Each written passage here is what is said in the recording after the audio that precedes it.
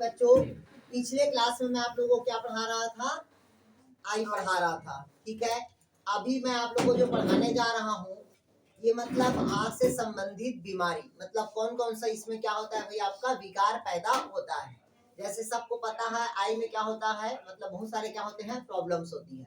ठीक है, इसमें से पहला जो है विकार है उसमें आपका निकट दृष्टि दोष, जिसको कहते हैं आपका मायोपिया। पहला क्या कहते हैं भाई अपन? रॉड और कोन का स्ट्रक्चर नहीं पता। अच्छा ठीक है, ध्यान से सुनिएगा। विकार के पहले मैं आप लोग को राड और कोन का स्ट्रक्चर बता दे रहा हूँ यार। ठीक है, तो ध्यान से सुनिएगा। सबसे पहले देखिएगा ये क्या होता है आपका रॉड, और दूसरा क्या कहता है भाई आपका कोन। ध्यान से सुनिएगा, जहाँ राड की बात आती है, किसकी बात आती है आपका? राड की बात आएगी। वहां पास मैं आप लोगों को क्या बताया था? क्या बताया था? रोडाप्सिन बताया था। और जहां कोन की बात आ गई वहां क्या बताया था? आयोडॉक्सिन बताया था। क्लियर हुआ? रोडॉप्सिन मतलब आप लोग को मैं क्या बता दिया? पिगमेंट से रिलेटेड बताया। और आयोडॉक्सिन मतलब किससे बताया मैं आप लोग को? लाइट से रिलेटेड बताया। क्लियर होने तक के। अब बात होती है इसमें राड और कोन की संरचना कैसे होती है। तो राड मतलब हमेशा क्या होता है, इधर देखिएगा, ये इस प्रकार की, जैसे कि मान लीजिएगा ऐसे सीधे संरचना आएगा तो वो क्या कहलाएगा आपका? रॉड कहलाएगा। फिर ऐसे बनता है, फिर ऐसे बनेगा। क्लियर हुआ? तो ये आपको जो संरचना दिख रहा है ये क्या कहलाएगा? आपका कोन कहलाएगा। क्लियर हुआ तक के? जो रॉड नुमा संरचना दिख रहा है वो क्या है आपका? रॉड होगा। और इस प्रकार की जो संरचना दिख रहा है वो क्या कहलाएगा? हमारा कोन कहलाएगा। क्लियर है? तो यहाँ पास कोन के पास ये अगर कोन है और ऐसे अगर संरचना है एक है तो ये कहलाता है यूनिपोलर कहलाएगा। क्या कहलाएगा? ये यूनिपोलर कहलाएगा। क्लियर हुआ? अगर एक और यहाँ पास ऐसे मिलता है और ऐसे मिलता है, ठीक, तो यहाँ पास जब दो बन जाता है तब इसको कहते हैं बाईपोलर कहते हैं। क्या कहते हैं इसको? बाईपोलर। क्या कहेंगे उसको? बाईपोलर। जब एक से दूसरा आके जब अटैच हुआ, मतलब दो यहाँ पास आके अटैच हुआ, जब दो यहाँ पास आके अटैच होता है तो यहाँ पास क्या बनता है आपका? बताया था मैं, सिनॉप्सिस बनता है। क्या बनता है भी आपका? सिनॉप्सिस बनेगा। क्लियर हुआ? मतलब रॉड इस प्रकार से होता है और कोन इस प्रकार से। कोन में अगर सिंगल है क्या कहलाएगा? वो यूनिपोलर होगा।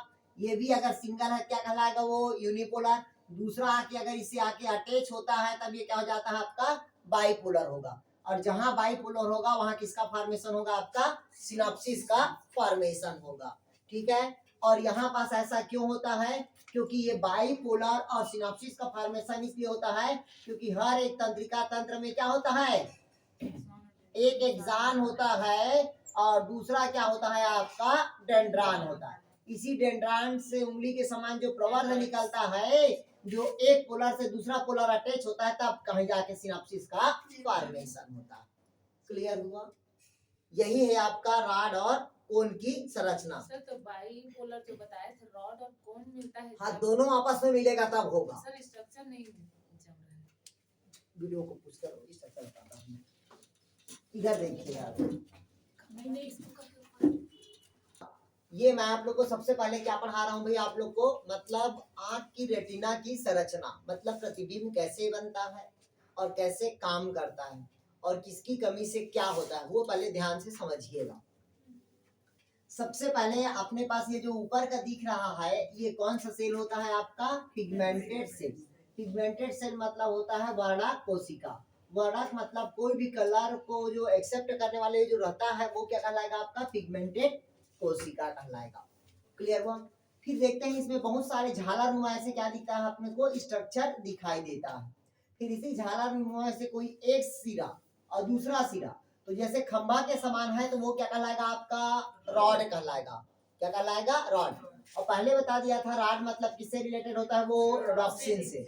और रोडॉप्सिन मतलब किससे रिलेटेड है आपका? पिगमेंट से। क्लियर है? और इसी की अगर कमी होती है, किसकी कमी होती है? रॉड में, मतलब रॉड की जब कमी होती है, ठीक, अगर कुछ प्रॉब्लम आता है तो इसी से एक बीमारी होता है जिसको कहते हैं, क्या कहते हैं अपन?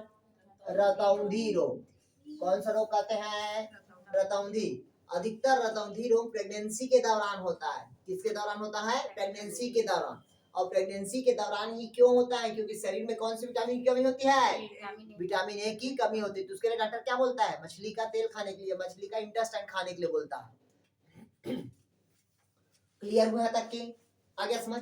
दूसरा देखिएगा, दूसरा एक शब्द लिखा है, क्या बताया था आप लोग को? कोन। तो कोन मतलब देखिएगा, वो जब रॉड से था तो ये किससे होगा आपका बताया था? आयोडाप्सिन से, पहला कंडीशन। दूसरा ये किसको एक्सेप्ट करता है बताया था? लाइट को। और जब शरीर पे इसकी कमी हो जाती, किसकी कमी होती है? कोन की, तो कलर ब्लाइंडनेस होता है। कलर ब्लाइंडनेस मतलब समझते हो? जो जेनेटिक डिसऑर्डर है, वर्णांधता होती है। क्या होती है इससे? वर्णांधता। अगर पूछा वर्णांधता किसके कमी से होगा, तो कौन है आपका? तो कोन की कमी से। क्लियर हुआ? क्योंकि वहां पास भी दो पढ़ेंगे, रोडोप्सिन और आयोडाप्सिन। रेड कलर के लिए रोडोप्सिन बोलते हैं, ठीक है, और ग्रीन कलर के लिए क्या होता है आपका? आयोडाप्सिन होता है। आया समझ तक के? सर उसमें कौन कौन सा कलर को उल्टा दिखता है ना, लाल तो वाला? बता रहे हैं, अभी बताएंगे ना, क्यों टेंशन ले रहे हो? अभी वो छोड़ दो, दीवार से हटा दो अभी उसको।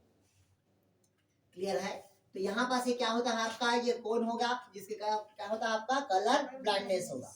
अब बात आती है आपकी, ये देखिएगा, अब ये कौन है, तो कौन से लगा हुआ जो जितना भी सिरा होगा, या कौन से लगा हो, या राड से लगा हो, या कौन से लगा हो, या राड से लगा हो, उसके जो नजदीक रहता है वो क्या कहलाता है? हमेशा यूनिपोलर, क्योंकि एक ही अटैच है।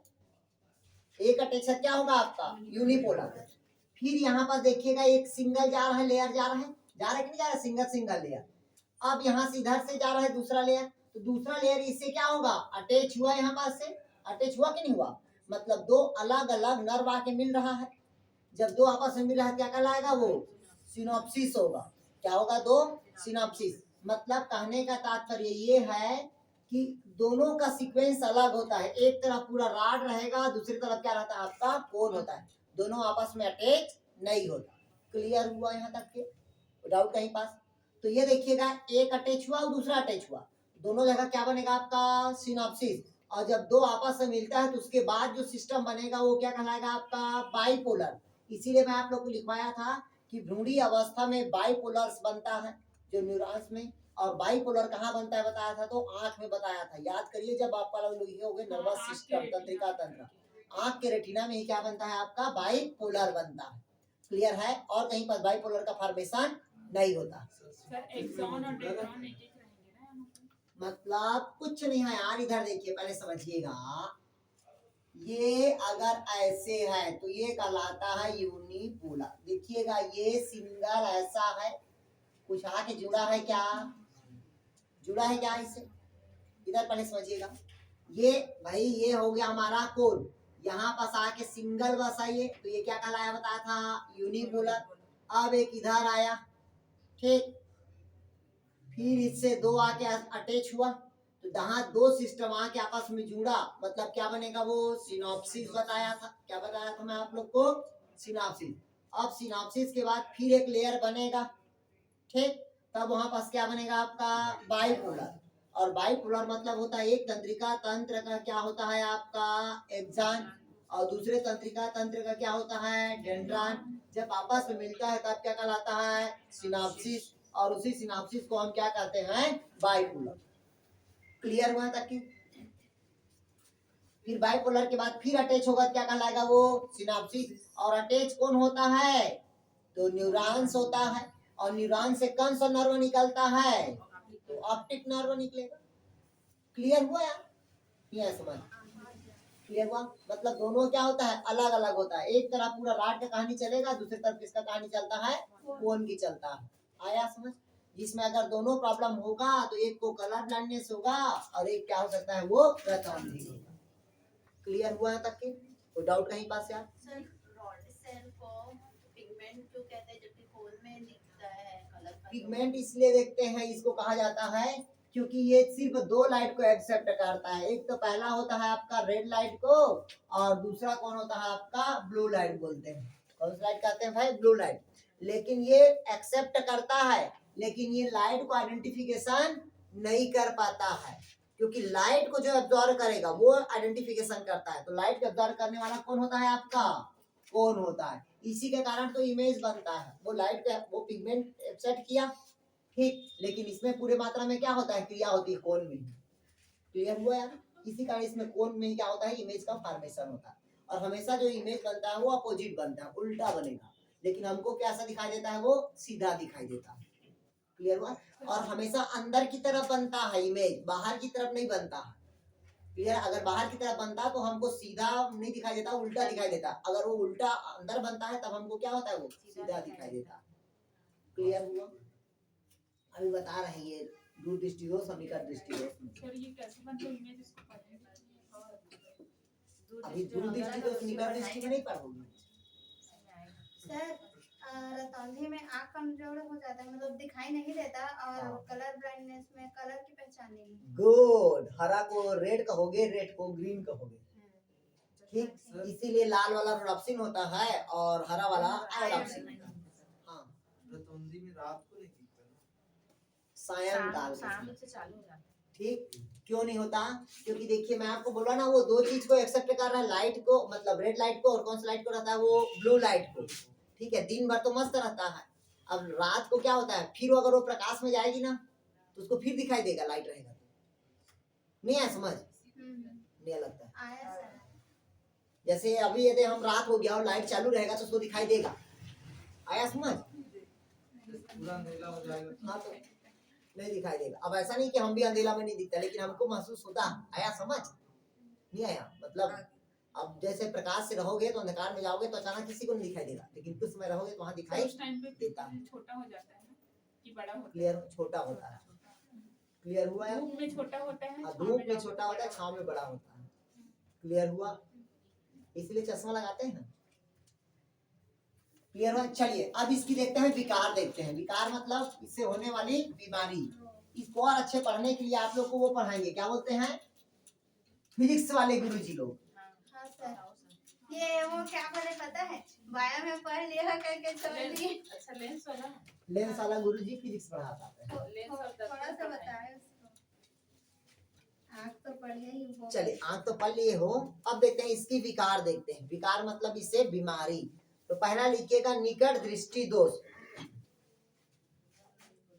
जिसको कहते हैं मायोपिया। देखिए माया याद आ रहा है आपका, मायोपिया,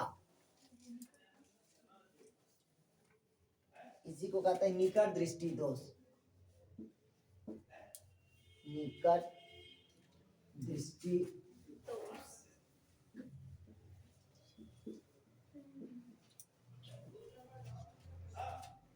इसमें आता लेंस पट्टी। इधर ध्यान से समझिएगा। ये देखिए पहले समझ लीजिएगा, मायोपिया मतलब क्या कहता है, निकट दृष्टि दोष, मतलब निकट की वस्तु साफ दिखाई देता है। कौन सी वस्तु दिखाई देता है साफ? निकट की वस्तु अगर साफ दिखाई देता है और दूर की वस्तु दिखाई नहीं देता, दूर की वस्तु दिखाई नहीं देता है। क्लियर हुआ? ध्यान से समझिएगा, नाम से नहीं जाना है। निकट दृष्टि दोष मतलब निकट की वस्तु दिखाई देगा, दूर की वस्तु दिखाई नहीं देगा। इस कारण इसको हम क्या कहते हैं, निकट दृष्टि दोष। इसमें किसका चश्मा लगता है, तो अवतल लेंस का। इसको क्या कहते हैं अपन, कॉनकेव कहते हैं। क्या कहते हैं इसको, कॉनकेव कहते हैं। क्लियर हुआ यहाँ तक? क्या ध्यान से समझिएगा। मायोपिया मतलब इसको हिंदी में क्या कहते हैं अपन, निकट दृष्टि दोष, मतलब निकट की वस्तु क्या होगा, अपने को दिखाई देगा किंतु दूर की वस्तु दिखाई नहीं देगा। सर मुझे उल्टा टाइप लग रहा है, जैसे नहीं, वही है वही होता है। निकट की दृष्टि, दूर का दोष। निकट हाँ, दृष्टि आया दोष, ये इसी को बोलते हैं निकट दृष्टि दोष। आया समझ? लगता है सर ये, हाँ पर लगता जरूर है, लगता है उल्टा है, लेकिन ये हम जो बता रहे हैं वही पढ़िए। निकट मतलब निकट की वस्तु दिखाई देगा, दूर की वस्तु दिखाई नहीं देगा। इस कारण उसको बोलते हैं निकट दृष्टि दोष। क्लियर हुआ? बात से नहीं जाना है। आया समझ? दूर दृष्टि दोष में मतलब दूर की वस्तु दिखाई देगा, निकट की वस्तु दिखाई नहीं देगा। आया समझ? नाम से नहीं जाना है, मतलब निकट दृष्टि दोष है तो निकट की दिखाई नहीं देगा, दूर का दिखाई देगा। आया समझ? उसमें नहीं जाना, मतलब इसमें साफ लिखा है निकट दृष्टि दोष में क्या होता है, निकट की वस्तु दिखाई देगा किंतु दूर की वस्तु दिखाई नहीं देता। और इसमें किसका चश्मा लगता है तो अवतल लेंस का, जिसको क्या कहते हैं तो कॉनकेव। क्लियर हुआ? कोई डाउट कहीं पास? हाँ लिखिए, इसमें लिखेगा या निकट दृष्टि दोष, लिखेगा या निकट दृष्टि दोष कार्निया की सतह के, लिखेगा या निकट दृष्टि दोष कार्निया की सतह के अधिक कार्निया की सतह के अधिक उत्तल हो जाने के कारण उत्पन्न होता है। उत्तल मतलब समझते हो, कॉन्वेक्स लेंस हो जाने के कारण होता है। उभर जाता है। हाँ उभर जाता है।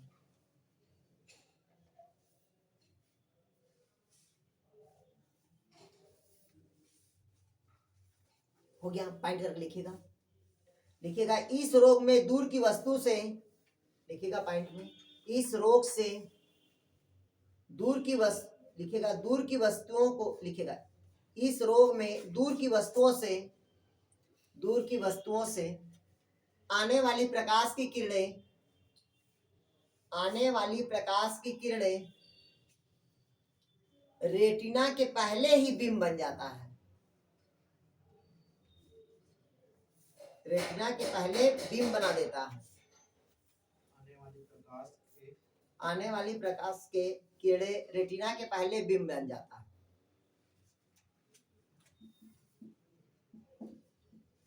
किसके पहले बन जाता है भाई? रेटिना के पहले बिंब बन जाता है। तब इसे क्या कहेंगे? निकट दृष्टि दोष कहेंगे। क्लियर हुआ है तक के? आ गया समझ? मतलब इसमें 4 शब्दों को याद रखना है।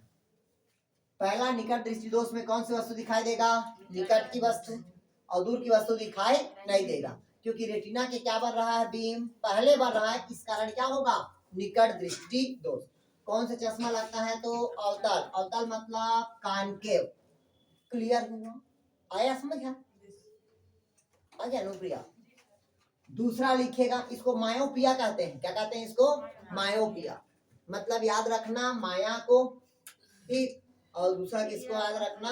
अनुप्रिया को। क्लियर हुआ यार? ठीक है, दूसरा लिखिएगा। क्लियर हुआ है तक के? अब दूसरा लिखिएगा।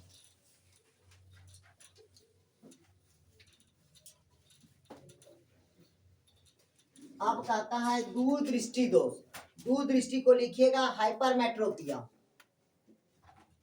हाइपरमेट्रोपिया इसको क्या कहते हैं? दूर दृष्टि दोष।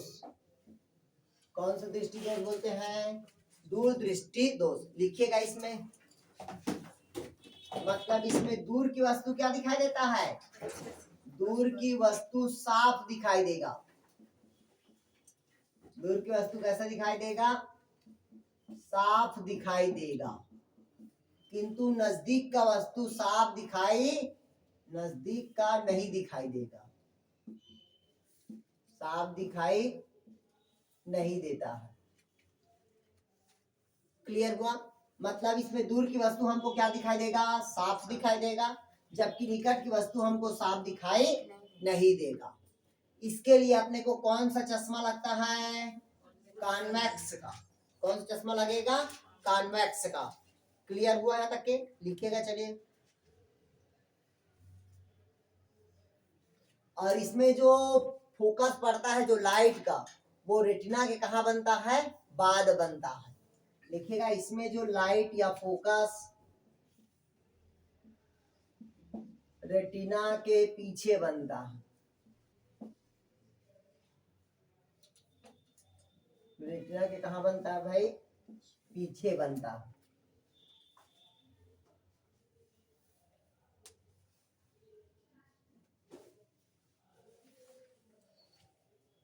हो गया? आया कुछ समझ? कुछ नहीं है, इधर देखिएगा। हाइपर मतलब क्या होना?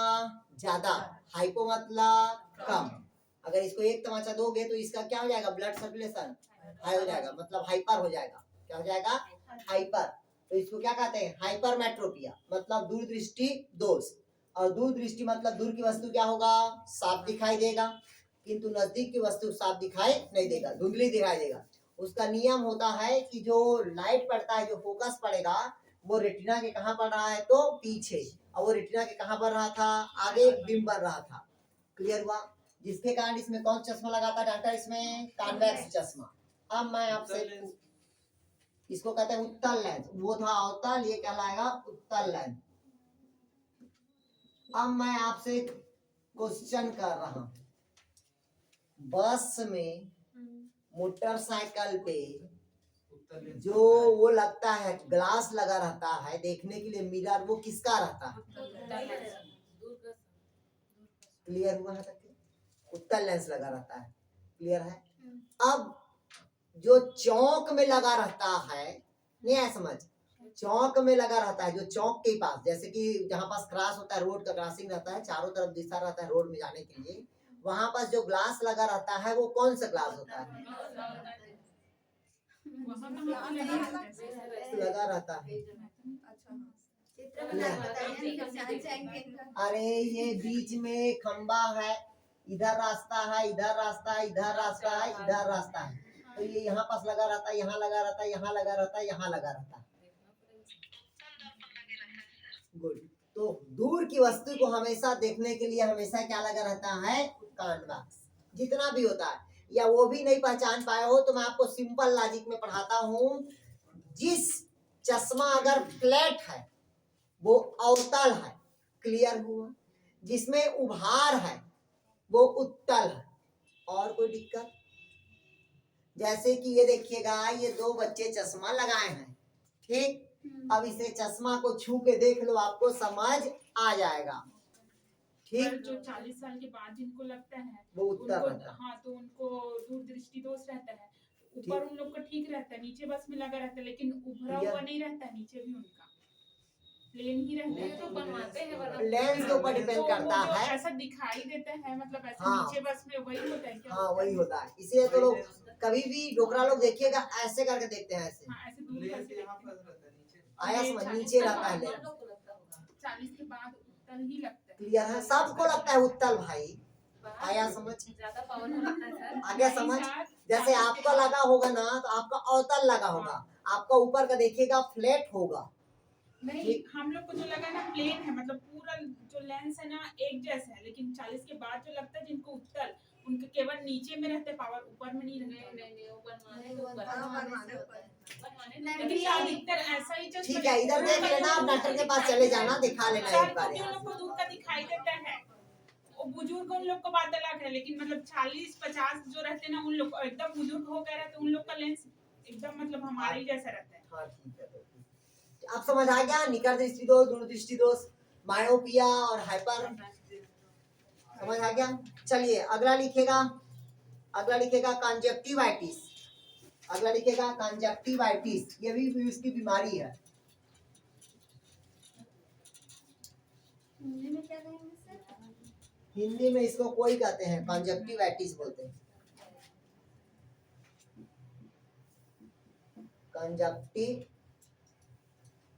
कंजक्टिविटीज बोलते हैं। चलिए तीसरा लिखेगा बीमारी कंजक्टिविटीज। लिखेगा इससे आंख लाल हो जाता है संक्रमण के कारण। कल मनीष भैया को बोल- हाँ ठीक, आंख का क्या होना, लाल दिखाई देना, ये होता है कंजक्टिविटीज होता है। ये इन्फेक्शन के कारण होता है, किसी फंगल इन्फेक्शन या खुजली उजली होने के कारण होता है। अधिकतर सोकर उठने पर होता है, एक दूसरे से पलक क्या हो जाता है, चिपक जाता है। चलिए लिखिएगा, हो गया कंजक्टिवाइटिस। अगला लिखिएगा जीरोप्थैल्मिया। जीरोप्थैल्मिया, जीरोप्थैल्मिया लिखेगा, जीरोप्थैल्मिया। इसमें दर्द वगैरह नहीं करता? किसमें? जो कंजक्टिविटीज में होता है ना, दर्द करता है वही। कहाँ सर, संक्रमण है तो- ऐसे हो रहा था, इन्फेक्शन के कारण लाल अभी दवाई लग रही थी, हाँ दर्द नहीं करता है लेकिन चलिए अगला लिखेगा जीरोप्थैल्मिया। लिखेगा विटामिन ए की कमी से रोग होता है।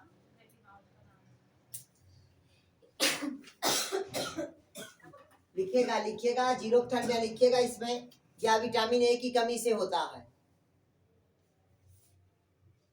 लिखिएगा विटामिन ए की कमी से होता है। लिखिएगा इसमें केराटिन का जमा हो जाता है, केराटिन, इसमें किसका जमा हो जाता है, केराटिन का जमा हो जाता है। और सब में धुंधलापन दिखाई देता है ना यार, किसका जमा हो जाता है, केराटिन का जमा हो जाता है। सर ये केराटिन क्या बना केराटिन कैल्शियम का ही तो है, कैरोटीन तो सुना है कंजक्टिवा, बस। ठीक, केराटिन दांत में रहता है ना केराटिन, ये ठीक है, देखो ना पीला पीला दिख रहा है, ठीक, क्लियर हुआ यार। चलिए अगला लिखिए, तीसरा मतलब चौथा, भेंगापन। भेंगापन को बोलते हैं स्ट्राबिस्मस, स्ट्राबिस्मस, लिखिएगा स्ट्राबिस्मस। आपका थोड़ा बाहर भेंगापन लिखिएगा, कैसा होगा? अच्छा हाँ इधर इतना उठ गया। लिखिएगा हाँ, भेंगापन को कहते हैं, लिखिएगा,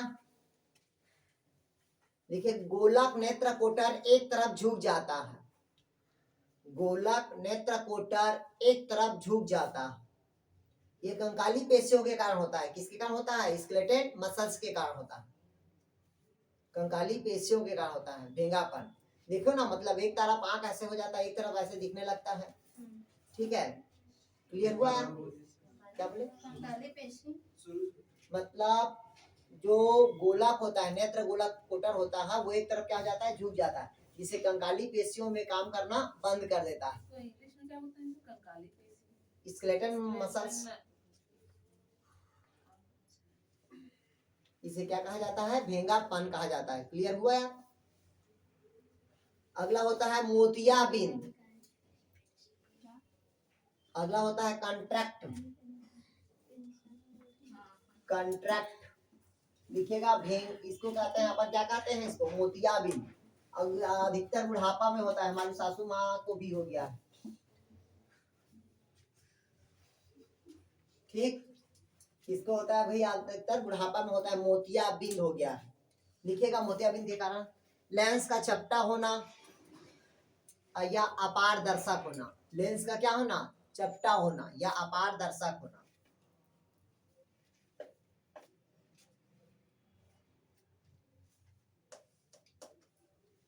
ठीक है, इसमें किसको चेंज किया जाता है, मोतियाबिंद में यार लेंस को ही चेंज कर दिया जाता है। क्लियर हुआ? आगे समझ मोतियाबिंद।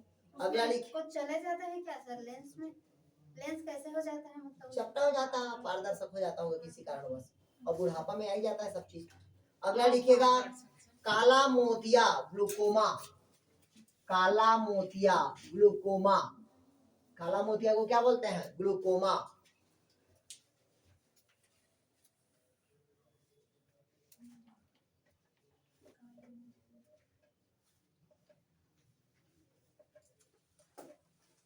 लिखिएगा, लिखिएगा सिलियरी काय द्वारा, लिखिएगा सिलियरी काय द्वारा द्रव का स्राव होता है, पानी निकलते रहता है ना यार आंख से, लिखिएगा सिलियरी काय द्वारा द्रव या पानी निकलते रहता है। ध्यान समझिएगा, जिसके आंख से आंसू आता है ना, वो कौन सी बीमारी होता है, सिलियरी काय द्वारा, मतलब सिलियरी बॉडी इसमें काम करना बंद कर देता है। क्लियर है? इस कारण अधिकतर लोगों को में क्या दिखता है, आंख में पानी आता है। क्लियर है? नहीं पता तो जैसे अगर इसको हम 2-4 वैसे वो दबा देंगे तो इसकी आंख से क्या ना स्टार्ट हो जाएगा, आंसू, और आंसू किससे आता है, सिलियरी से, लेक्राइमा, वो आंसू को तो लेक्राइमा बोलते हैं, नहीं उसी ग्लैंड से आता है। ग्लैंड से है, ठीक है, लेकिन उसका पूरा श्रेय किसको जाता है, आपका सिलियरी बॉडी को। ठीक है, एसिडिक नेचर रहता है कि बेस नेचर रहता है, हल्का एसिडिक रहता है। क्लियर है? मतलब 6 पॉइंट मतलब 8 का आसपास रहता है। सर जी क्लियर हुआ? इसका कोई उपाय? इसका उपाय सर चश्मा लगा है ना, आना चाहिए इसी कारण आंसू निकलते हैं। क्या? वो देखिएगा। क्लियर हुआ? आ गया समझ गया?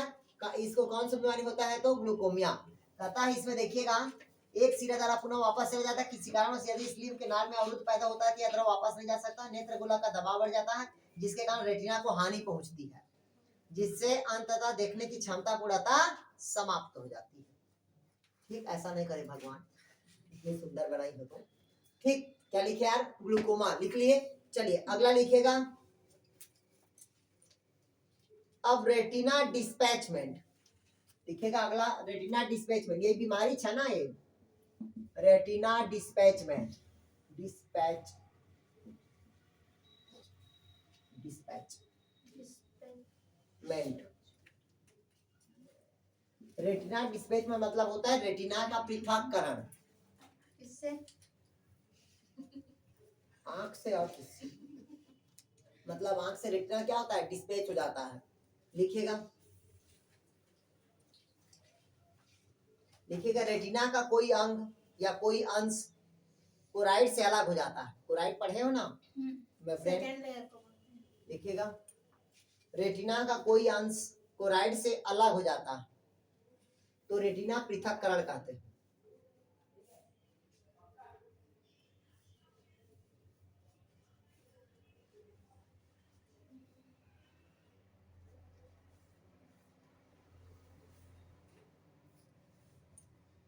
रेटिना पृथक्करण। क्या बोले? रेटिना पृथक्करण। हाँ, इसको क्या कहते हैं भाई? रेटिना पृथक्करण। मतलब जो 3 लेयर बताया था, अगर तीनों भी लेयर से खिसकता है तो रेटिना काम करना क्या हो जाएगा? बंद कर देता है। ठीक है, तो उसको ऑपरेशन करके उसके जगह में द्रव को भरा जाता है। क्लियर हुआ तक क्या? तो ये हो गया आपका, क्या हो गया भाई? आपका आंख संबंधित बीमारी। आंख से अधिकतर क्वेश्चन बनता है आपका ग्लूकोमिया से बनेगा। ठीक है, और निकट दृष्टि दोष और दो दृष्टि दोष और दोनों के द्रव से बनता है। अब अगला टॉपिक लिखिएगा आप लोग कर्ण। कर्ण मतलब ईयर, कान के बारे में लिखिएगा। चलिए वीडियो को क्लिक करो, डायग्राम बना।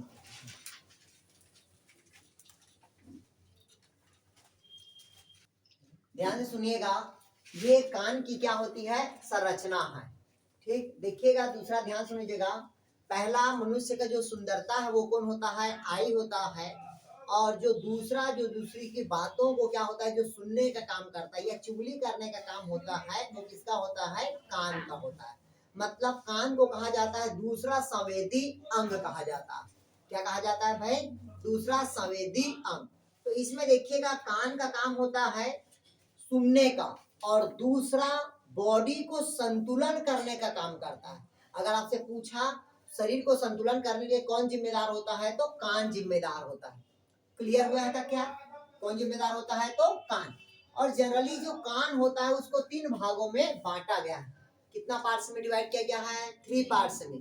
पहला होता है आपका बाह्य कान, दूसरा होता है मध्य कान और तीसरा होता है अंतःकान। अंतःकान मतलब इधर देखिएगा, ये जो ये पोर्शन रहेगा, ये वाला पोर्शन रहेगा, ये कौन सा होगा आपका? बाह्य। बीच वाला आपका कौन सा होगा? आपका मध्य कान।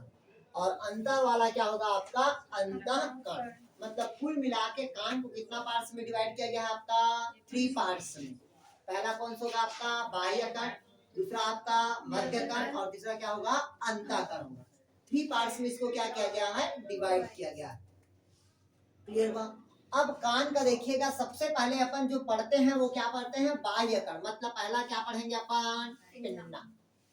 ये जो पिन्ना होता है, ठीक, ये किसका बना होता है? कार्टिलेज का बना होता है। किसका बना होता है? कार्टिलेज का। ये देखिएगा, ये जितना भी पार्ट्स दिख रहा है, ये वाला पार्ट्स, ये पूरे कान, ये जितना दिख रहा है ना, ये सब कौन सा पार्ट्स है? ये बाह्य। ये जितना भी दिख रहा है ये कौन सा पार्ट्स है? बाह्य। जिसको हम क्या कहते हैं भाई? अपन पिन्ना कहते हैं। क्या कहते हैं उसको? पिन्ना। किसका बना होता है? तो कार्टिलेज, मतलब उपास्थीमय का बना होता है। इसका क्या काम है समझिएगा। कोई भी साउंड को ये अंदर लाने का काम करता है।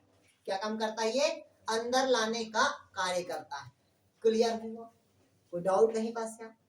अब ये सुंदरता के लिए नहीं है ये, ठीक, ये शरीर का क्या है? Extra organ. क्या ऑर्गन है ये? एक्स्ट्रा अंग है। इसका कोई काम नहीं होता, लेकिन ये है कि साउंड को संग्रहित करने का कार्य करता है। और कुछ दिन के बाद जब उसका यूज नहीं होगा, क्या बोली यार? अरे यार एक बार ढूंढ के देखो ना, फिर वो करके। जैसे लगे हो गया? लिख लिए?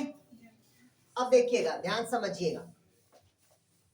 अब ये जो कान होता है, इसका कान को समझिएगा कितना साउंड को कितना को सुन सकते हैं, जिससे पॉल्यूशन मतलब क्या होता है, जिससे प्रदूषण नहीं होगा।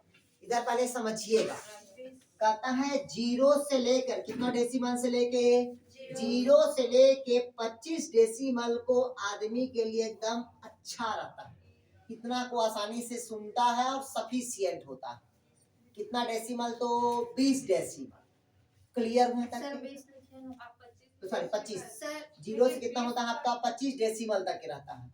क्लियर हुआ? जो सफिशियंट रहता है ये इतना मतलब 0 से लेके 25 डेसिबल तक को मनुष्य आसानी से सुनता है और मधुरता रहता है इतने साउंड पे। क्लियर है? अगर इससे ज्यादा साउंड बनता है, सर लेकिन 20 सुने हैं हम। हाँ, वही तो 20 और भी देखिए 25 से पढ़ा है, सर एक बार देख लेना आप लोग।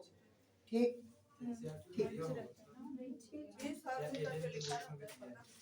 इसमें नहीं दिया होगा सुनने वाला, प्रदूषण में दिया होगा। ठीक है, इसमें नहीं दिया होगा ना, हम बता रहे हैं। 0 से 25 जो है हर्ट्ज वाला, हाँ वो 20 हर्ट्ज होता है। 20 हर्ट्ज होता है सर। ठीक है, एक बार देख लेना, हम जो पढ़े हैं वो 25 पढ़े, इस पुस्तक में भी नहीं दिया है। ठीक है, एक बार देख लेंगे आप लोग कितना डेसिमल, मतलब 0 से कितना तक एक आता है, 25 डेसिमल को मनुष्य क्या कर सकता है, आपका सुन सकता है। क्लियर हुआ है तक क्या?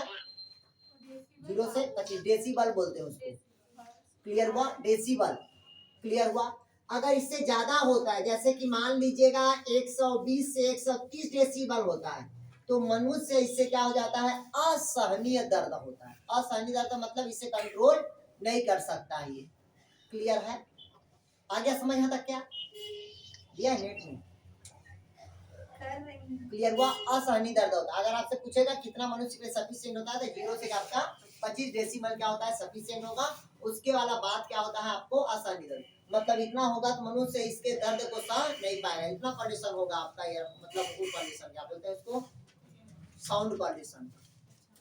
क्लियर हुआ यार यहाँ तक के? अब कहता है ये, इधर देखिए, अब ये जो बाह्य कण होता है इसमें कौन कौन आता है पहले समझिएगा। अब ये तो हो गया पिन्ना, पिन्ना के ऐसे अंदर जाते हैं तो इसके पहले यहाँ पास क्या होता है, वैक्स रहता है। वैक्स मतलब समझते हो, चिपचिपा पदार्थ, जिसको गांव की भाषा में या शहर की भाषा में कनघौआ बोलते हैं या वैक्स बोल देते हैं। ये जो डस्ट पार्टिकल्स को क्या करता है, वो बाहर करने का कार्य करता है, जिसको हम क्या कहते हैं भाई, वैक्स। और इसका जो ये जो वैक्स निकलता है, ये लिखेगा सेरुमिनस ग्लैंड से निकलता है। किससे निकलता है? सेरुमिनस के ग्लैंड से निकलता है। सेरुमिनस बोलते हैं उसको। लिखेगा कौन सा ग्लैंड होता है, सेरुमिनस के ग्लैंड्स होता है। कौन सा ग्लैंड से निकलता है, तो सेरुमिनस की ग्लैंड से क्या निकलता है, वैक्स से निकलता है। और इसके साथ साथ इसमें हेयर सा होता है, क्या रहता है आपका, हेयर, जो धूल के पार्टिकल या बैक्टीरिया को क्या करता है, वो छानने का कार्य करता है। इस कारण कहते हैं कि नाक के अंदर और कान के अंदर हेयर को रहने देना चाहिए। ठीक, मतलब वो बाहर से काट लो, अच्छा नहीं दिखता है तो कम से कम, लेकिन अंदर में हेयर रहना चाहिए। क्लियर है? जो धूल के बैक्टीरिया या पार्टिकल्स को क्या करता है, ये फिल्टर करने का कार्य करता है, छानने का काम करता है। क्लियर हुआ है तक क्या? मतलब समझ आ गया? बाह्य कण में कौन पहला कौन रहेगा आपका, पिन्ना। दूसरा कौन सा बताया, सेरुमिनस का ग्लैंड, जिससे क्या निकलता है बताया था, वैक्स निकलता है। और इसके अंतिम भाग को हम एक मेम्ब्रेन कहते हैं, जिसको कौन सा मेम्ब्रेन कहते हैं, टिम्पैनिक मेम्ब्रेन कहते हैं। कौन सा मेम्ब्रेन कहते हैं, टिम्पैनिक मेम्ब्रेन। तो ये जो टिम्पैनिक मेम्ब्रेन होता है, ये मिडिल एयर के पार्ट्स होते हैं। किसके पार्ट्स होगा, मिडिल एयर, मतलब पिन्ना और जो वैक्स तक रहेगा, ये किसके पार्ट्स हुआ आपका, बाह्य, मतलब आउटर ईयर होगा, बाह्य कण बोलते हैं जिसको। क्लियर होता है? और जहां मेम्ब्रेन होती है, जैसे देखिएगा ये कान है, ऐसे इसको हम पट पट पट पट ऐसे बजा रहे हैं ना, तो क्या बनता है, ये टिम्पैनिक मेम्ब्रेन बनता है। क्या बनता है आपका, टिम्पैनिक मेम्ब्रेन ही बचता है। इसी कारण देखिएगा जब बच्चे लोग को हम ऐसे कान के पास मारते हैं तो उन लोग का मेम्ब्रेन क्या हो जाता है, फट जाता है। और फट जाता है तो वो मेम्ब्रेन रिपेयर भी हो जाता है। क्लियर हुआ? बस ये है कि वो ड्राई होना चाहिए। ड्राई मतलब सूखा होना चाहिए, गीला नहीं होना चाहिए। अगर गीला रहेगा तो दिक्कत हो जाएगा सुनने में। ठीक है? और बच्चे लोग का मेम्ब्रेन अगर कोई मार देता है गुरुजी स्कूल में, तो वो मेम्ब्रेन फट जाता है। क्लियर है? और फटने के बाद ही कान से क्या निकलता है, आपका ब्लड बाहर आता है। क्लियर हुआ? जब देखिएगा जब एक्सीडेंट होता है और कान से जब ब्लड आता है तब दोनों दिक्कत होता है, क्योंकि मेम्ब्रेन फटने का डर रहता है, और एक बार उसका मेम्ब्रेन फट गया बुढ़ापा में, यंग अवस्था पे, तो दिक्कत होता है। लेकिन बच्चों का जो मेम्ब्रेन होता है वो रिपेयर हो जाता है। क्लियर हुआ तक के? तो ये कौन सा मेम्ब्रेन बताया है मैं आप लोग को? टेम्पेनिक मेम्ब्रेन, जो पट पट की क्या करता है, आपको आवाज करता है। क्लियर हुआ? फिर मध्य कर्ण में ही क्या होता है, 3 प्रकार के हड्डी पाया जाता है। मध्य में आएगा। हाँ, टिम्पेनिक मेम्ब्रेन मध्य में आता है। क्लियर हुआ? अब देखिएगा, अब इसी में 3 प्रकार के क्या होती हैं, हड्डी पाया जाता है, जिसको कहते हैं मिस। करते हैं किसी को मिस? अच्छा, कम से वो कम हस्बैंड को तो करते होंगे। इधर नहीं करते हस्बैंड को, अच्छा दीप्ति नहीं करते, अभी शादी नहीं हुआ कहाँ से करोगे? इधर देखिएगा कितने प्रकार के हड्डी होता है, 3 प्रकार के, जिसको हम क्या कहते हैं, MIS कहते हैं, मिस कहते हैं। क्लियर है? क्या कहते हैं इसको? मिस। मिस मतलब पहला क्या होगा आपका, मेलियस, दूसरा क्या होगा आपका, इंकस, और तीसरा क्या होगा आपका, स्टेपस। ये 3 हड्डी होता है, और कितना होता है, एक एक रहता है, दोनों कान तरफ कितना रहेगा आपका, 6 रहेगा, और सबसे छोटी हड्डी कौन होगा आपका, स्टेपस होगा। क्लियर हुआ यहाँ तक? क्या कोई डाउट कहीं पास? बन जाएगा यहाँ तक के? सर, वो टेम्पेनिक मेम्ब्रेन है, उसी को कान का पर्दा बोलते हैं। आओ, क्लियर हुआ यहाँ तक? क्या कितने हड्डी पढ़ लिया अपन? 3 हड्डी पढ़िए। पहला कौन होगा आपका, मेलियस, दूसरा इंकस, और तीसरा आपका स्टेपस। सबसे छोटी हड्डी कौन होगा आपका, स्टेपस। अब ध्यान से समझिएगा क्वेश्चन, ऐसा कौन सा हड्डी है जो हथौड़ा के समान दिखाई देता है?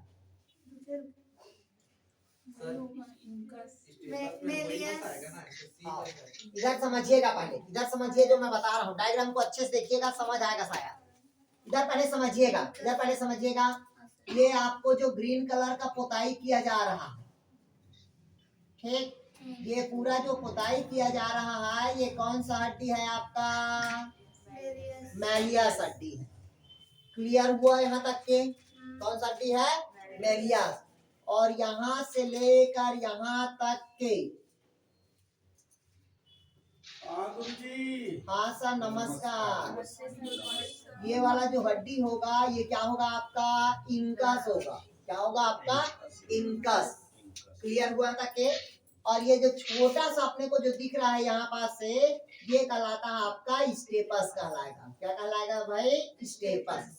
क्लियर हुआ? मतलब टोटल कान में कितने हड्डी देखने को मिलता है, 3 हड्डी। पहला क्या बताया आप लोग को, मेलियस, दूसरा क्या बताया, इंकस, तीसरा कौन होगा आपका, स्टेपस। क्लियर हुआ यहाँ तक? कोई डाउट कहीं पास? क्या ये तीनों किसका भाग होता है, तो आपका मध्य कर्ण का भाग होता है। क्लियर हुआ तक? अब इधर समझिएगा, कौन हथौड़ा के समान दिखाई देता है, ठीक, तो हमेशा इंकस क्या होता है, हथौड़े के समान दिखाई देगा। लिखिएगा, इंकस क्या होता है, हथौड़े के समान दिखाई देता है। अरे यार मेलियस लिखा है यार, सॉरी मेलियस को लिखिए, हथौड़े का कार्य होती है मेलियस। तो मेलियस कैसे हथौड़े के समान दिखाई दे रहा है? हाँ लिखेगा, मेलियस हथौड़े के समान दिखाई देता है।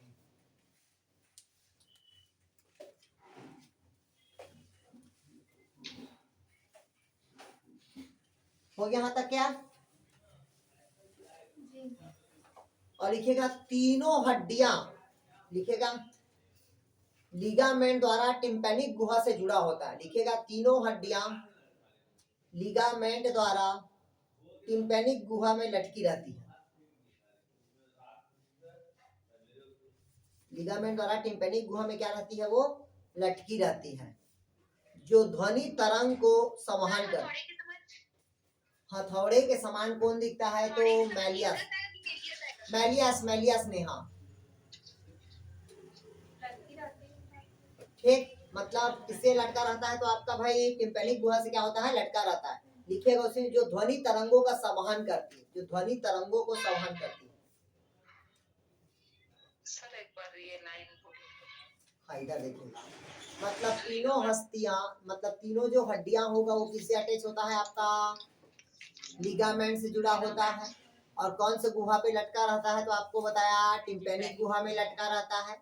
इसका क्या काम बताया मैं आप लोग को, ध्वनि को क्या करता है, ये संवहन का कार्य करता है। क्लियर है तक? अब तीसरा लिखिएगा अंतःकण लिखिए। अंतःकण मतलब अंतः का कण।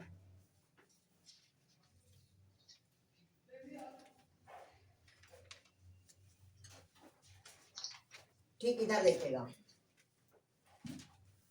इधर ध्यान से समझिए। इसको छोड़ दिए हैं अभी ना स्ट्रिचियन ट्यूब को, इसको छोड़ दिए हैं, स्ट्रिचियन नलिका को छोड़ दिए, क्योंकि ये अंतःकण और मध्यकण के दोनों को जोड़ने का काम करता है स्ट्रिचियन नलिका। या इसको भी पढ़ा दे अब। ये किस में आएगा? हाँ चलिए लिखिएगा, इधर देखिए, ये मानते हैं इसको मध्यकण का है, क्योंकि मध्यकण में ही है ये। ठीक, लेकिन यही होता है जो अंतःकण को क्या करता है, जोड़ता है। तो लिखिएगा अगला है स्ट्रिचियन ट्यूब। स्ट्रिचियन ट्यूब कण कंठ बोलते हैं। हेडिंग लगाते हैं। ठीक, इधर ध्यान समझिएगा, इसका क्या काम होता है, इधर समझिएगा। जब हम किसी को देख के या बिना देखे जम्हाई लेते हैं, जम्हाई लेते हैं कि नहीं लेते हैं? लेते हैं कि नहीं लेते हैं? लेते हैं सर। ठीक, जब सो उठोगे तो आ करके जम्हाई लेते हैं ना। या फटाका फूटता है तो बम का आवाज आता है, या फटाका फूटता है तो जोर से हम आवाज निकालते हैं। तो जो आवाज निकालते हैं ये कान की तरफ ओपन ना हो के किसके तरफ ओपन होता है, माउथ की तरफ ओपन होता है। इस कारण हम आ करके निकालते हैं आवाज। ये कहाँ से निकलता है, माउथ से होता है। ये पूरे जिम्मेदार कौन होता है, आपका स्ट्रिचियन ट्यूब। मतलब अगर बम का धड़ाका होता है या भोजन को निगलते समय, क्लियर हुआ, या जम्हाई लेते समय जो मुंह की गुहा की तरफ खुलता है वो कौन सा होगा, आपका स्ट्रिचियन ट्यूब होगा। क्लियर हुआ है तक के? लिखिएगा, यहाँ पर लिखिएगा, जोरों की आवाज होने पर ये खुल जाता है।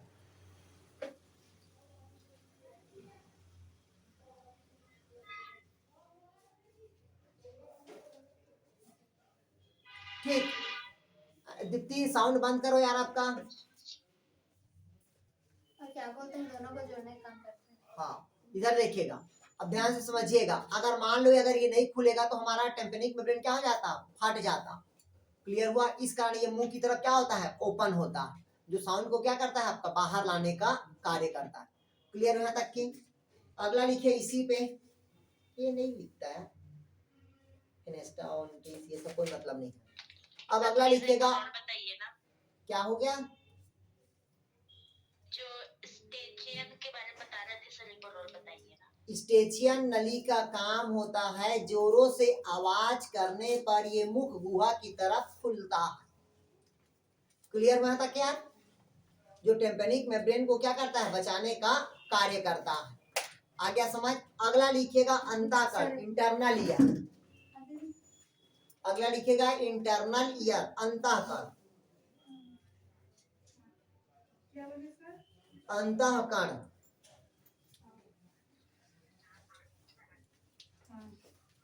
लिखिएगा, अंतःकण में लिखिएगा,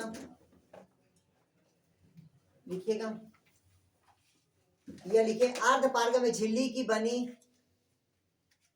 लिखिएगा अर्धपार्ग में झिल्ली की बनी एक द्रवनुमा संरचना होता है। एक द्रवनुमा संरचना मतलब थैलीनुमा संरचना होता है। लिखिएगा यह अर्धपार्ग में झिल्ली की बनी द्रव से भरी थैलीनुमा संरचना होता है। थैलीनुमा संरचना होता है जिसे लैबिरेंथ कहते हैं। जिसे क्या कहते हैं, लैबिरेंथ कहते हैं।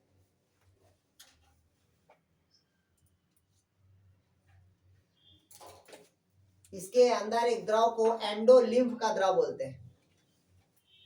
इसके अंदर कौन सा द्रव रहता है, लेबिरिंथ क्या बोल रहे थे इससे पहले? इधर देखिएगा, अर्धपार्ग में झिल्ली की बनी क्या होता है, एक थैलीनुमा संरचना होता है। और उस थैलीनुमा संरचना को हम क्या कहते हैं, लैबिरिंथ कहते हैं। और उसी लैबिरिंथ के थैलीनुमा के संरचना के अंदर ही एक द्रव भरा होता है। उस द्रव को हम एंडोलिम्फ कहते हैं। क्या कहते हैं उसको, एंडोलिम्फ कहेंगे। हो गया यहाँ तक क्या? अब देखिए, इधर देखिएगा, एक यार पहले समझ लीजिएगा। इधर देखिएगा, इस पूरे को एक झिल्लीनुमा क्या है, ये संरचना है। इस झिल्लीनुमा संरचना को हम क्या कहते हैं, लैबिरेंथ कहते हैं। क्या कहते हैं इसको, लैबिरेंथ कहते हैं। क्लियर है तक के? और इसके एक द्रव भरा होता है जिसके क्या कहते हैं भाई अपन, एंडोलिम्फ कहेंगे। क्या कहेंगे इसको, एंडोलिम्फ, एक प्रकार के क्या है, द्रव है। और यही जो लिम्फ होता है, लेब्रिंथ होता है, ये ऐसे घुमावदार संरचना रहता है। इस घुमावदार संरचना को हम क्या कहते हैं, कॉकलिया कहते हैं। लिखिएगा लेब्रिंथ के घुमावदार संरचना को कॉकलिया कहते हैं। लिखिएगा लेबिरियंथ के घुमावदार संरचना को कॉकलिया कहते हैं।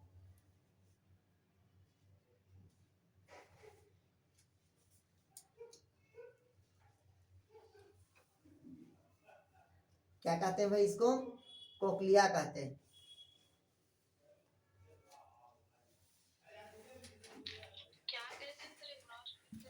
लिखेगा लेबिरिंथ वाला घुमावदार जो संरचना होगा या घुमावदार होगा, उसे हम क्या कहते हैं भाई, अपन कोक्लिया कहते हैं। क्या कहते हैं भाई इसको, कोक्लिया। लिखिएगा इसी कोक्लिया के पास आर्गन ऑफ कार्टी होता। देखिएगा इसी कोक्लिया के पास आर्गन ऑफ कार्टी होता।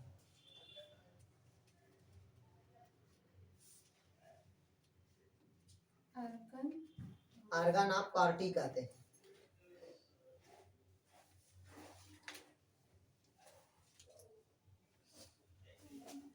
आर्गन क्या कहते हैं, कार्टी। इसी के कारण हमको सुनाई दिखाई देता। इसी के कारण क्या, इसमें जो रोम्स होते हैं, छोटी छोटी क्या होते हैं, इकाई होती है टेम्पेनिक के पास। हाँ, इसमें छोटी छोटी क्या होती है, हेयर्स होती है। और उसी हेयर को हम क्या कहते हैं भाई, अपन कार्टी ऑफ आर्गन कहते हैं। क्या कहते हैं भाई, कार्टी ऑफ आर्गन। इसी के कारण हमको सुनाई देता है। लिखिएगा इसी के कारण हमको सुनाई देता।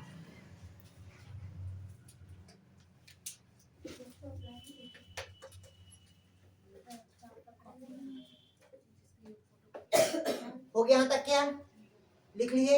ये किसका भाग हुआ, कोक्लिया का। दूसरा पॉइंट लिखिएगा वेस्टिबुलर सिस्टम या वेस्टिबुलर तंत्र, क्योंकि अंतःकरण के दो भाग होगा। पहला कोक्लिया पढ़ा दिया, दूसरा लिखिएगा वेस्टिबुलर तंत्र।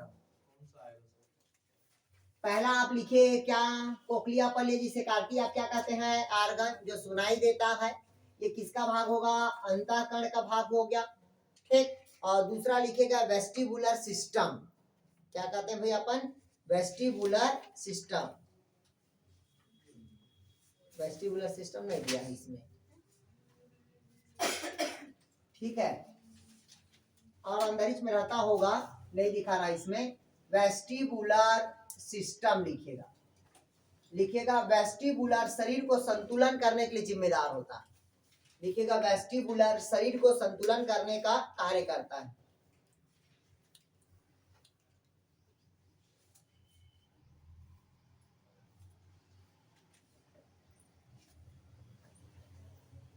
लिखिएगा, लिख लिया। लिखिए वेस्टिबुल अंतःकरण के बीच भाग में स्थित होता। लिखिएगा वेस्टिबुल अंतःकरण के मध्य भाग में स्थित होता।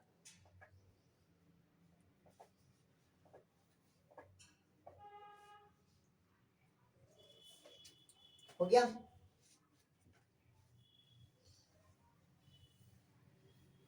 हो गया। अब नीचे नोट करके लिखिएगा। लिखिएगा एंडोलिम्फ में, लिखिएगा एंडोलिम्फ में कैल्शियम कार्बोनेट के छोटे छोटे कण तैरते रहता है। लिखिएगा एंडोलिम्फ में कैल्शियम कार्बोनेट के छोटे छोटे कण तैरते रहता है, जिन्हें आटोलिथ या आटोकॉर्निया कहते हैं। जिन्हें आटोलिथ या आटोकॉर्निया कहते हैं।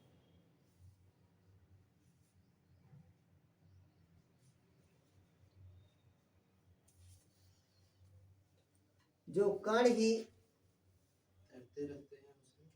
तैरते रहते हैं, जो कण ही तैरते रहते हैं, उसको आटोलिथ या आटोकॉर्निया कहते हैं।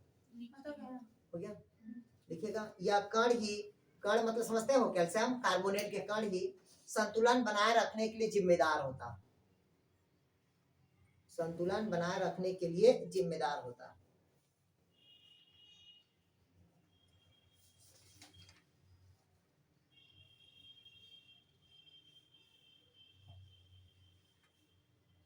अगला पॉइंट लिखेंगे।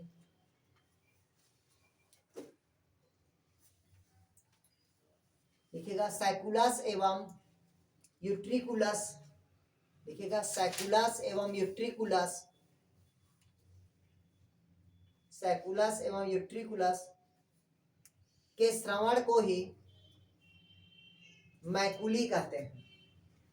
मैकुली, कभी कभी क्वेश्चन पूछता है मैकुली क्या है, तो लिखिएगा सैकुलस तथा यूट्रिकुलस के श्रवण को ही मैकुली कहते हैं।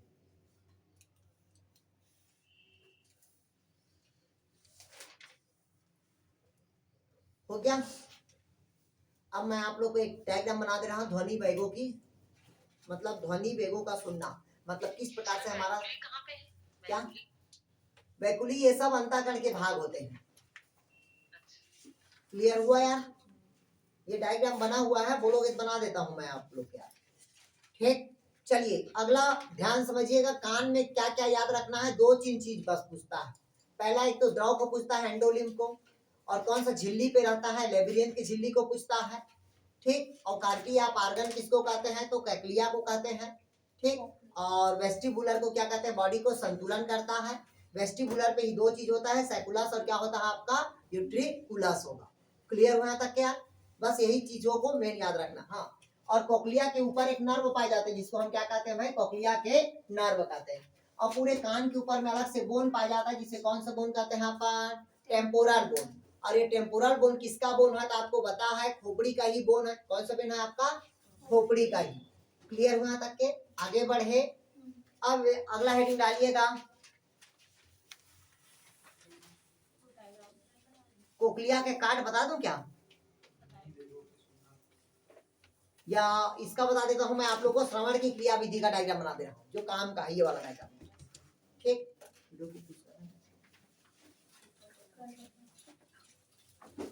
तब ये आपका साउंड वेव्स, ये जो साउंड वेव्स होता है जो हमारे बॉडी को पूरा बैलेंस करके रखता है, वो कहता है मस्तिष्क का। कौन सा मस्तिष्क आता है भाई, आपका हिंड ब्रेन करता है। हिंड ब्रेन मतलब पश्च भाग, और पश्च भाग में कौन होता है, तो सेरेबेलम होता है। कौन होता है भाई आपका, सेरेबेलम, जो मस्तिष्क को हमारा क्या करता है आपका, मतलब बैलेंस करके रखता है। और वही सुनने की क्रिया में भी हमारा क्या करता है, वो हेल्प करता है। कौन करता है, तो सेरेबेलम। क्लियर हुआ? अब जैसे कि ये साउंड आया, तो साउंड कहाँ आता है, पिन्ना पे आएगा, और पिन्ना से कहाँ जाएगा आपका, टेम्पेनिक मेम्ब्रेन पे जाएगा। कहाँ जाएगा ये, टेम्पेनिक मेम्ब्रेन। अब ये टेम्पेनिक मेम्ब्रेन से जो सूचना होगा वो कहाँ जाएगा, मध्य कान में जाएगा। और मध्य कान के पास क्या रहता है आपका, कॉक्लिया रहता है। क्या रहता है आपका, कॉक्लिया। तो ये जितने भी संरचना दिख रहा है वो सब किसका है, तो कॉक्लिया की संरचना है। किसकी संरचना है, कॉक्लिया की। क्योंकि आपको बताया था कॉक्लिया मतलब क्या होता है, थैलीनुमा क्या होता है आपका, संरचना होता है। जिस थैलीनुमा संरचना को हम क्या कहते हैं बताया था, लेबिरिंथ बताया था।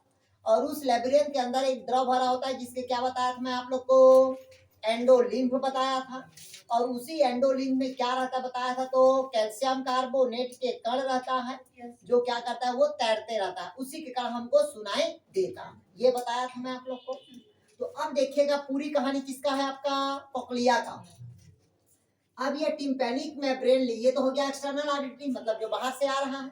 ये होता है आपका कौन सा होता है भाई, आपका टिम्पैनिक मेम्ब्रेन होता है। क्या होता है आपका, टिम्पैनिक मेम्ब्रेन। और ये जो बीच में दिख रहा है, यहीं पास होता है आपका स्टीजियन का ट्यूब होता है, और यहीं पास 3 हड्डी होती है।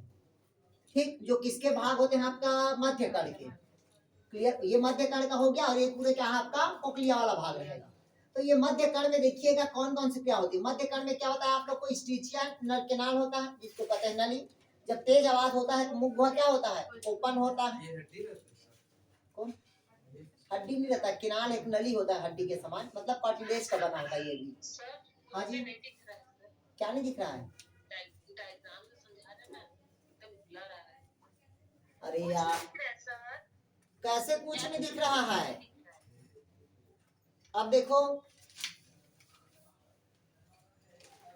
दिखा है आप, अरे यार एक बार कट के, जोड़िए ना सर। एक बार हम कट रहे हैं, जोड़िएगा आप लोग।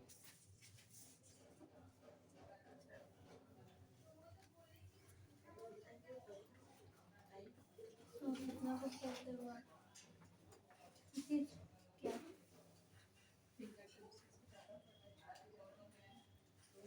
इधर देखिएगा, अब दिखा यार माया, ये माया बोलते हैं उधर। हाँ इधर देखिएगा, अब देखिएगा टिम्पैनिक मेम्ब्रेन है। फिर ये आपको जो ऐसे नली दिख रहा है, ये वाला नली, यहाँ पास क्या रहता है आपका, ये देखिएगा जैसी ये वाला सिस्टम होता है, यहाँ से साउंड ऐसे जाएगा, जिसको क्या कहते हैं, ईयर ऑस्कुलस कहते हैं। क्या कहते हैं इसको, ईयर ऑस्कुलस। यहाँ से साउंड ऐसे गया, फिर वापस आया, यहाँ से आया, और यहाँ से साउंड होते हुए कहाँ जाएगा, ये रेसस मेम्ब्रेन पे जाएगा। कौन सा मेम्ब्रेन में जाएगा, रिसस मेम्ब्रेन पे। रिसस मेम्ब्रेन से धीरे धीरे कहाँ जाएगा आपका, ये हेलिकोट्रेमा में जाएगा। कहाँ जाएगा, हेलिकोट्रेमा पे। फिर वहीं से जो मेम्ब्रेन वहां से जो साउंड होगा वो कहाँ जाएगा, स्केलर टेम्पेनी में जाएगा। कहाँ जाएगा, स्केलर टेम्पेनी में। मतलब पूरा कुल मिला के कहाँ घुस गए, वो कॉक्लिया पे घुस गया। ये तो एक ही नली है ना, ये पूरे एक ही नली होता है, और नाम अलग नाम अलग, पार्ट्स अलग अलग हो जाता है। ठीक, और यहीं पास एक कोक्लिया के नली पे क्या होता है, एक आर्गन ऑफ कार्टी होता है। क्या होता है, आर्गन ऑफ कार्टी। तो जहां से ऐसे साउंड आया, तो ये जो आर्गन पार्टी में जो हेयर होता है, ये हेयर इससे टकराता है, दोनों आपस में क्या करता है, टकराता है। क्या करता है, आपस टकराता है, और टकराने के पश्चात हमको क्या पैदा देता है, वो साउंड, मतलब बफरिंग करता है, ऐसे अप डाउन करते रहता है वो। जैसे कि वो देखिए चना छानने वाले को ऐसे पकड़ते छन छन छन छन छन छन करते हैं, तो वैसे ही क्या करता है, ये साउंड को छानता है, जिसके कारण ये और ये आपस में क्या करता है, टकराता है, और जहां टकराएगा वहीं पे क्या होगा, आपका साउंड पैदा होगा। तो यही पास होता है आपका बेसिलर का मेम्ब्रेन होता है। ये जो मेम्ब्रेन उसमें क्या होता है, टकराता है हेयर्स के कारण, और जिसके कारण हमको क्या करता है, आवाज हमको सुनाई देता है। क्लियर। और ज्यादा सा आवाज रहता है, ये जो आपका क्या होता है, स्ट्रेचर के नाम क्या हो जाता है, ओपन हो जाता है। कैसे बस बस जैसे कि बात से देखे, जब बाजा बजता है, डीजे बजता है, तो भन भन भन भन भन भन बाहर अप डाउन करता है। ठीक है, तो वही मेम्ब्रेन के समान क्या करता है, ये क्रिया करता है। क्लियर हुआ यार, यहाँ तक के हो तो क्या, इसमें कुछ याद नहीं रखना, इसको भी याद रखना, आर्गन ऑफ कार्टी को बस, बाकी किसी। चलिए आर्गन ऑफ कार्टी बस को याद रखना है अपने को। और एक हाँ, टकराता है, ये ऐसे आवाज यहाँ आया, यहाँ मेम्ब्रेन होता है, ये कार्टन ऑफ आर्गन्स क्या करता है, टकराता है, तभी हमको क्या करता है, आवाज पैदा करता है। क्लियर हुआ, कहाँ पास, ये बेसिलर मेम्ब्रेन। ठीक, अब ये हो गया। अब लिखेगा कान के संबंधित बीमारी। चलिए लिखेगा कान के संबंधित बीमारी को। पहला लिखेगा लैब्रिनिथोसाइट्स, लिखेगा पहला लैब्रिनिथोसाइट्स।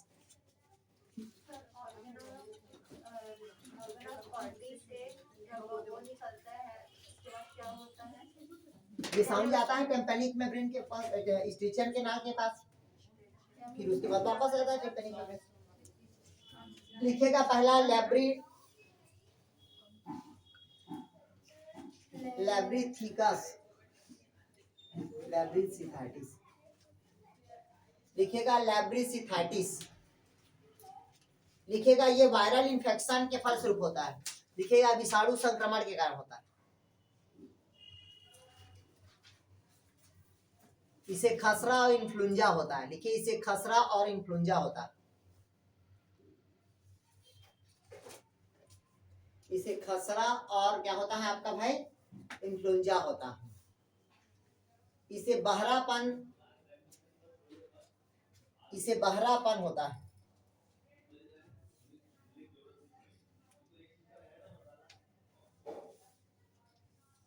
दूसरा होता है ऑटिटिस, दूसरा लिखेगा ऑटिटिस, ऑटिटिस जिसको कहते हैं कर्णशोथ, पग गए बोलते हैं ना,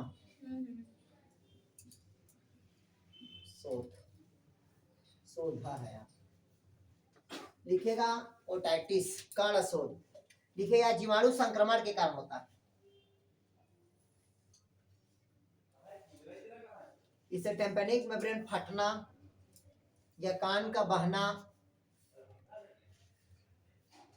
टेम्पेनिक मेम्ब्रेन का फटना या कान का बहना, यह ऑटिटिस कहलाता है। अगला होता है मेनियर्स डिजीज।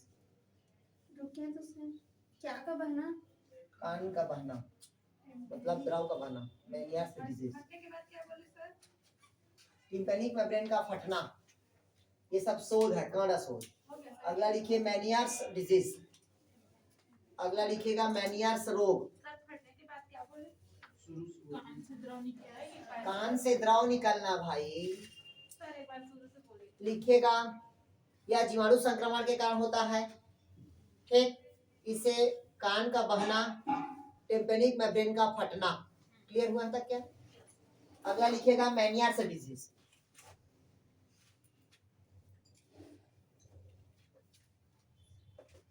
लिखिएगा एम्पुला और कॉकलिया का नष्ट होना, सॉरी एम्पुला और काकलिया का संवेदी कोशिकाओं का विनष्ट होना। संवेदी कोशिकाओं का विनष्ट होना मतलब जो सेंस आर्गन होता है वो धीरे धीरे क्या होना, एम्पुला और कॉकलिया के संवेदी कोशिकाओं का नष्ट होना।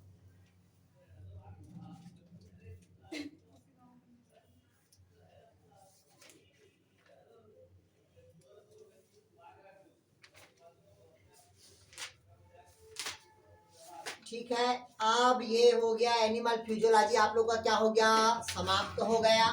ठीक है, अब मैं आप लोग को जो